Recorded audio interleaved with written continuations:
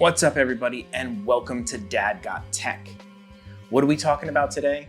Today we're going to talk a little bit about shutter speed, and do you need to care about it? Who got this? Dad got this. First off, we're going to need to know what is shutter speed, and to do that you need to know a tiny bit about how cameras work. Cameras let light in to a sensor, and that light exposes an image, and that's how you get a picture or video. To do that, there's a little piece called a shutter. It blocks the light from hitting the sensor. And the speed that that shutter opens and closes is called shutter speed. And it's gonna affect your image in a couple different ways. The first is brightness and darkness. The faster that shutter speed goes, the less light can be let into the camera, so the darker your image will be. The slower the shutter speed, or the longer the shutter is open, the brighter your image is gonna be because it's gonna allow more light into the camera. Pretty simple. Shutter speed is a fantastic tool for a lot of photography. Shutter speed is really great from photography. Shutter speed is a great tool for photographers because you can quickly and easily adjust the brightness and darkness of your image with very little negative setbacks, especially if you're shooting a stationary object. Now, the second thing that shutter speed affects is motion. The faster your shutter speed, the less motion blur your image is gonna have. So if you're shooting somebody who's running really fast and you shoot it with a really high shutter speed and you take a photo, it's gonna freeze that person and it's not gonna look like they're running, it's gonna look like they're somehow stationary in midair. If you shoot that with a really slow shutter speed, you're gonna see motion blur. You're gonna see a little bit of blur between where they were and where things are moving, and that's because the shutter was open while they were moving through the frame that was captured, and that's gonna blur. And actually, that's the way our eyes work. You'll notice, if you can just test it, take your hand and shake your hand in front of you. You're gonna notice you see a bit of blur. That's the way everything works for us normally. If you capture video at a really high shutter speed and everything is super clean and super in focus the whole time, even if it's moving, our brain looks at that and goes, that's weird, that's not how life looks. And it can make your footage a little bit awkward.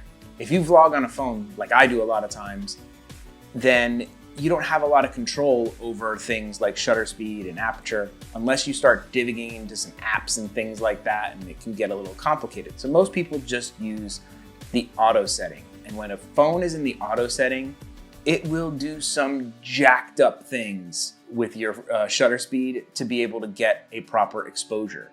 It can shoot it all the way up into the 1/1000ths and be crazy. And that's why a lot of people can immediately identify phone footage from camera footage, because it's all tack sharp and everything looks a little bit just awkward. Now the question is, do you need to even care about that? How bad is it?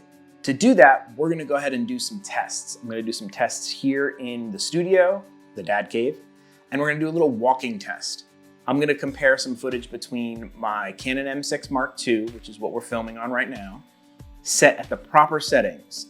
And then I'm gonna do my iPhone in auto. I said proper settings. What do I mean by that? To achieve what's considered a natural motion blur, there's like a filmmaker's rule. And that rule is your shutter speed should be double your frame rate. Most people, for a quote unquote cinematic look, will suggest that you shoot in 24 frames per second. That's what I'm shooting in here. Meaning that my shutter speed should be 1/48th or 1/50th, depending on your camera and its settings. On the M6 Mark II, it doesn't go to 1/48, it only goes to 1/50. So that's what I'm using. And that's gonna give you a natural motion blur. So let's step through some samples that I shot here at some different shutter speeds. And you'll be able to immediately notice how the footage looks different.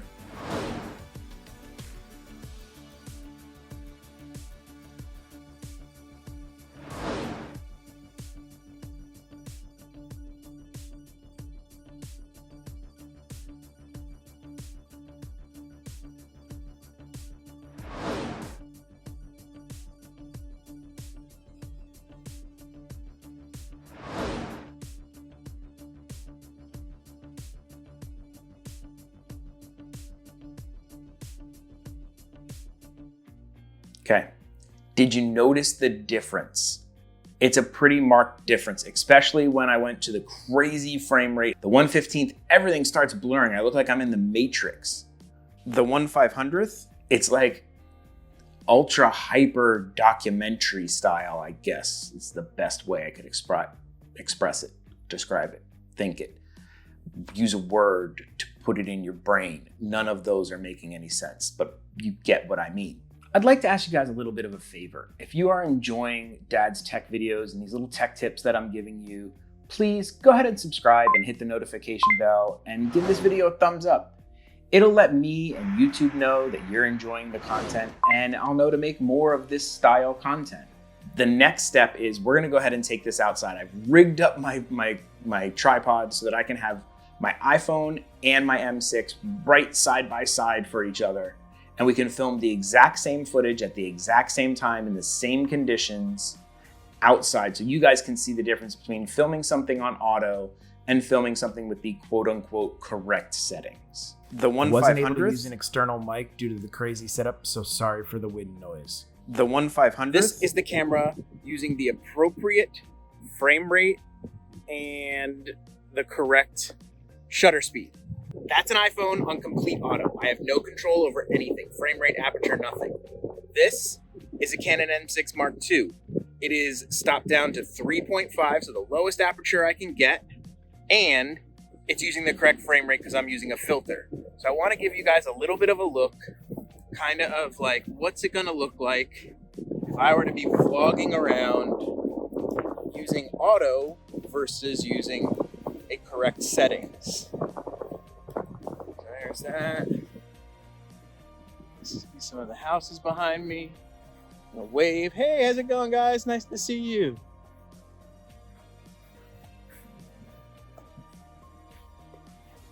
All right, and then we'll go show some background.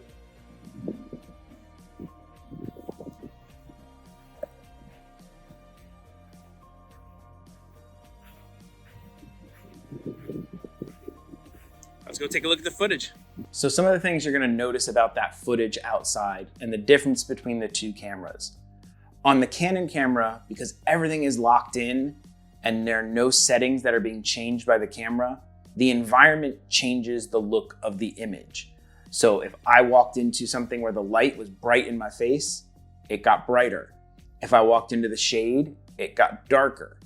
And the reason for that is the camera's not adjusting anything, it's all locked off. On the iPhone, you'll notice it kind of stayed consistent looking throughout the whole thing.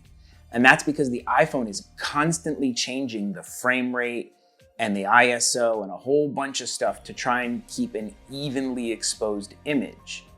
That has its benefits and its detractions because it can cause some weird looking footage. One of the other things you'll notice between the two is the Canon, the background's like a little bit blurry and a little bit muted, and I kind of stand off that background a little bit, and that's due to me being able to control something called the aperture. We're gonna get to that in a later video. Now, the motion blur and that aperture, in my opinion, make the Canon's footage look a little bit more natural and a little bit more cinematic, or even like something you would see on a television show, versus I texted somebody an image that I recorded on my iPhone and people were like, oh, that's cute, that's your little iPhone image. You can kind of get that feeling of difference between the two. The question is it worth it to you enough to be having to mess with all those settings all the time, as opposed to just throwing your camera or your iPhone into auto and letting it handle it and dealing with the fact that the background might get blurry, not be blurry. It might get some motion blur, then not motion blur because the camera's constantly changing settings. That's kind of something you need to look at yourself and decide.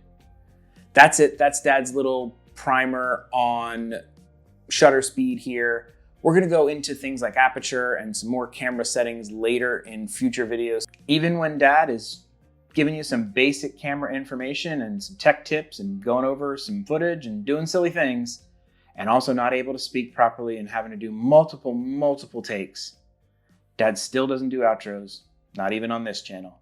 So that's it. Thanks for watching, and here's a couple other videos that I think might help you in your vlogging and filmmaking journey. Go ahead and give them a try. I think you'll like them.